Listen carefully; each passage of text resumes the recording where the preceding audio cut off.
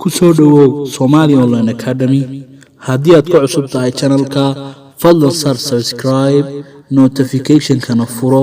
siday ku soo gaaraan muuqaalada cusub ee la soo geliyo channelka isla marka la soo dhigo waad mahadsantahay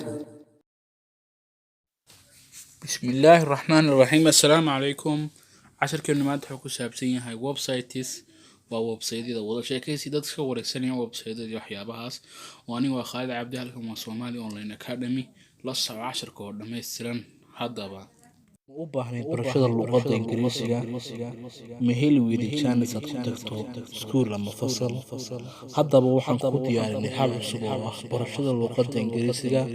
adiga oo jooga gurigaaga haddii aad danaynayso nagala soo xiriir WhatsApp numberka shaashada ku qoran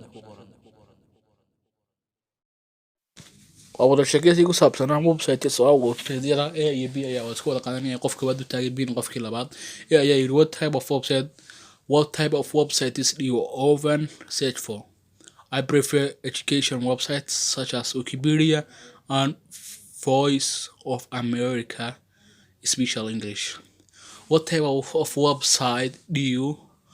do you often badana search for at raadisa search for waa raadin baa la yiraahdaa bi ayaa hadlaya prefer waxaan doorbidaa education website-yada aqoonta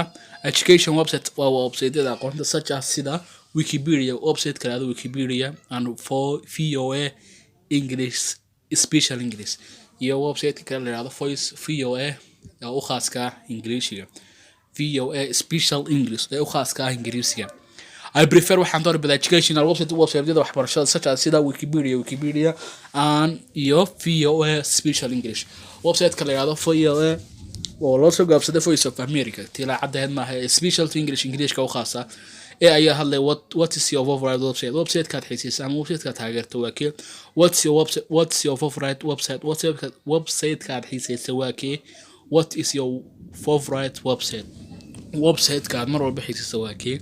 I think waxaan maleynayaa it is probably inuu yahay youtube.com inuu yahay man filayaa website ka mar walba xiisaya can you read website in English Can you read websites in English? Website-yada English ma ku akhrin kartaa? Yes, I can. Waan awoodaa. Ayaa hadlay markii la su'aal weydiinaya what is most popular website in your country? Website ka ugu caansan wadankaaga waa kee? Most popular website ka ugu caansan in your country wadankaaga waa kee? I guess waxaan qiyaasaya it will be noqon doono facebook.com inuu Facebook noqon doono filayaa Do you think ayaa hadlay do you think mid malaynaysaa do you think the use mid malaynaysaa dhalinyaradu should use ay isticmaalaan website-yada as to get so sida inay uga helaan of knowledge il waxbarasho ama il aqoon inay ka helaan dhalinyaradu inay isticmaalaan website-yada ma filaysaa no not always maya badana halkaa inoogu joogo cashirkeena maanta assalaamu calaykum Arday baan ahayo oo waxii wadankan ahayo